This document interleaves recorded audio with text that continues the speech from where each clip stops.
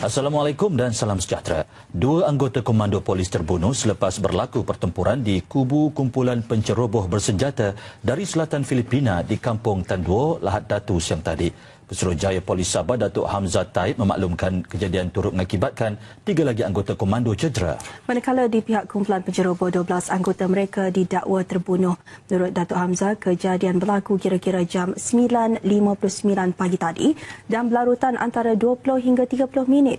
Beliau juga mengesahkan kumpulan penceroboh itu melepaskan tembakan terlebih dahulu ketika pihak keselamatan sedang mengetatkan kepungan di lokasi persembunyian mereka di Kampung Tanduo.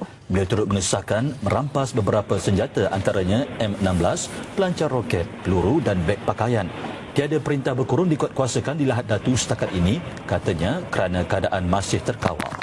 Kita ke berita utama. 2 anggota keselamatan negara terkorban dalam operasi polis terhadap kumpulan penceroboh bersenjata di Kampung Tandu, Lahad Datu, Sabah jam 9.59 pagi tadi. Pesuruhjaya Polis Sabah Datuk Hamzah Taib turut mengesahkan 12 penceroboh dari selatan Filipina terkorban dalam kejadian tembak-menembak antara 20 dan 30 minit. Beliau juga mengesahkan penceroboh tersebut melepaskan tembakan terlebih dahulu. Ikuti laporan wartawan berita harian di Lahad Datu, Amir Rizwan Ishak. 3 anggota keselamatan kita pula disahkan cedera. Dalam sidang itu juga, Pesuruhjaya Polis Sabah turut mengesahkan bahawa tembakan dimulakan oleh kumpulan penceroboh selepas melihat terlibat anggota polis kita yang sedang mengetatkan kawalan di lokasi persembunyian mereka di Kampung Tanduo. Selain itu, beliau juga mengesahkan tiada perintah berkurung dikeluarkan di Lahad Datu seperti didakwa oleh pelbagai pihak.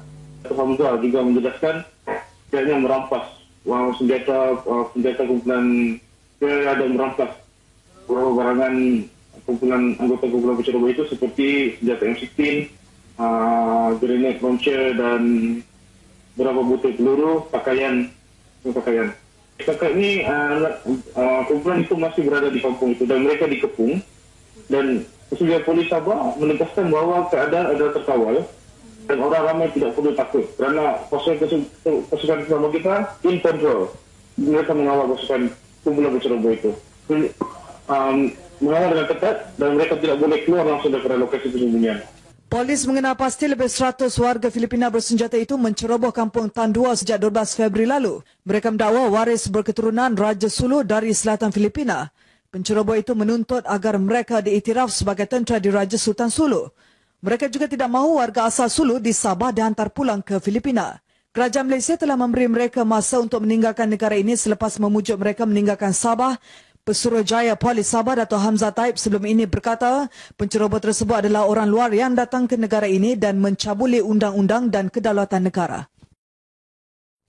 2 anggota komando yang terkorban dikenali sebagai Inspektor Zulkifli Mamat dan Korporal Sabarudin Daud.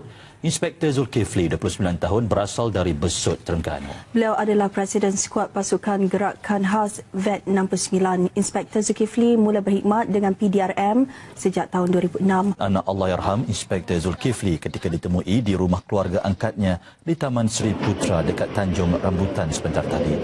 Walaupun belum mengerti erti kehidupan, Muhammad Akmal sempat meluangkan masa melihat adiknya Muhammad Akhil baru berusia setahun.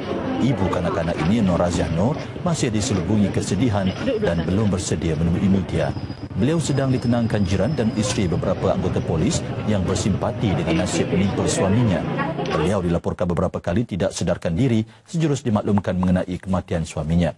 Bertugas sebagai guru di sebuah sekolah di Tanjung Rambutan, Noraziah sedang hamil anak ketiga.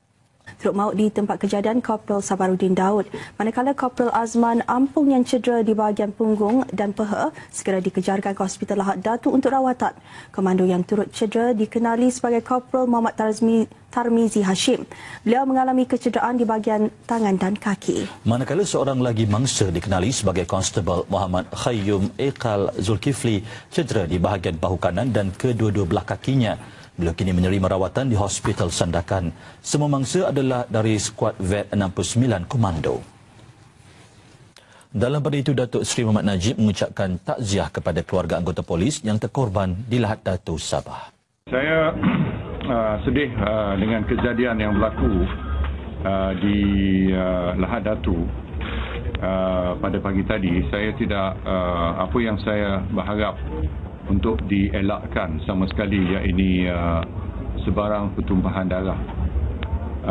Sama ada pihak mereka yang ceroboh, apatah lagi dengan anggota-anggota kita. Beliau turut melahirkan rasa kesal dengan kejadian itu kerana sepatutnya pertumpahan darah mahu dielak daripada berlaku.